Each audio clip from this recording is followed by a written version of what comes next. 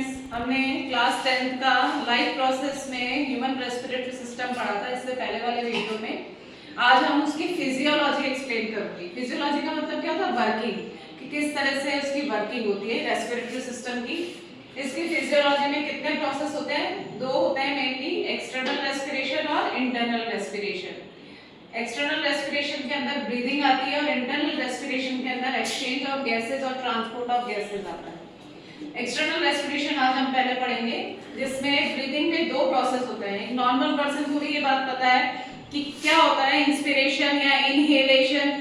जब हम इनहेल करते हैं तो ऑक्सीजन अंदर जाती है और जब हम एक्सहेल करते हैं तो कार्बन डाइऑक्साइड बाहर आती है। आजकल योगा का भी जमाना है बच्चों, योगा में भी आपने सुना होगा अनुलोम विलोम करते हैं, जिसमें हम ऑक्सीजन अंदर लेते हैं, कार्बन डाइऑक्साइड बाहर निकालते हैं, जिससे हमारा लंग्स जो है वो प्योर होता है ना। तो ये सारे जो कंसेप्ट हैं साइंस के, योगा के, ये सब जुड़े हुए हैं। और आजकल आपको पता है योगा का कंसेप्ट भी बढ़ रहा है। तो उसमें क्या होता है कि लंग्स को में प्योरीफाइड ऑक्सीजन गैस को फिल करना है ना, और कार्बन डाइऑक्साइड को बाहर निकालना, लंग्स को प्योरीफाई करना। तो इसमें आपके दो प्रोसेस होते हैं, इनहेलेशन और एक्सहेलेशन।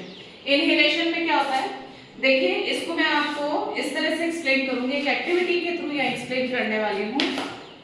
पहले मैं आपको एक बार ये बता दूं कि इसमें क्या होता है कि आपकी जो लंग्स हैं, लंग्स जैसे हमने ह्यूमन रेस्पिरेटरी सिस्टम में पढ़ा था कि लंग्स के चारों तरफ रिब केज प्रेजेंट होता है, और लंग्स प्रेजेंट होता है चेस्ट कैविटी में, है ना।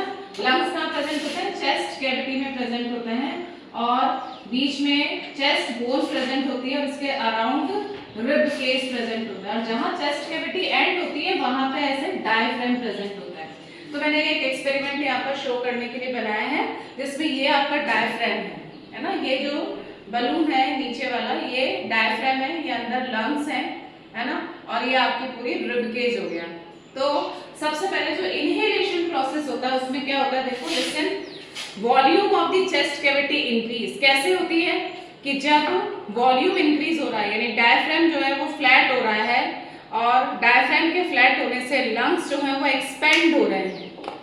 जैसे मैं वापस बताती हूँ आपको, डायफ्राम जब नीचे की तरफ फ्लैट होता है तब लंग्स जो है उनका वॉल्यूम इंक्रीज होता है, और जैसे ही डायफ्राम अपनी ओरिजिनल शेप पर आता है वैसे ही वॉल्यूम कम हो जाता है।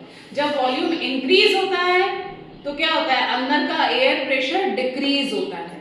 दिख रहा है आपको बच्चों, ये लंग्स जो है वो वर्किंग ऑफ लंग्स कि किस तरह से लंग्स जो है वो स्वेल अप होते हैं, उनकी वॉल्यूम इंक्रीज हो रहा है और ऑक्सीजन अंदर फिल हो रही है, और जब एक्सहेलेशन होता है तो ये वापस अपनी पोजीशन पर आ जाते हैं और कॉन्ट्रैक्ट हो जाते हैं, वापस रिब केज वापस अपनी पोजीशन पर आ जाता है, जिससे कि जो कार्बन डाइऑक्साइड है वो बाहर चली जाती है। तो इस तरह से इसकी वर्किंग होती है, आपको नजर आ रहा है, इस तरह से इसकी वर्किंग होती है, जिसमें volume of the chest cavity increase होती है और डिक्रीज होती है। अब कैसे इंक्रीज और डिक्रीज होती है, एक बार मैं वापस इसको एक्सप्लेन करती हूँ कि जो मसल्स हैं जो इससे अटैच है रिब केज से और लंग्स से, वो कॉन्ट्रैक्ट होती है। कॉन्ट्रैक्ट होने से और ये जो डायफ्राम है वो वैसे डोम शेप होता है, वो फ्लैट हो जाता है।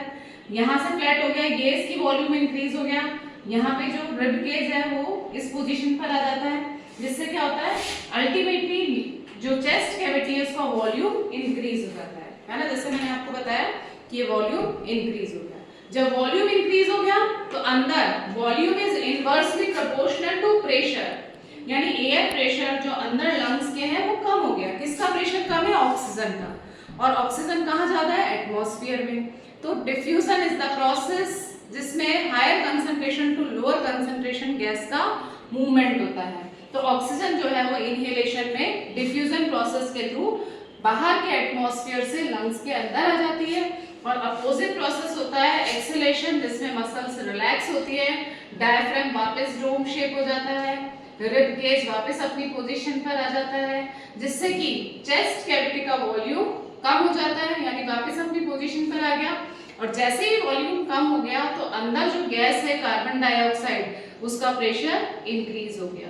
जब कार्बन डाइऑक्साइड का प्रेशर अंदर इंक्रीज हो जाता है तो हम एक्सहेल करते हैं कार्बन डाइऑक्साइड को by the process of exhalation.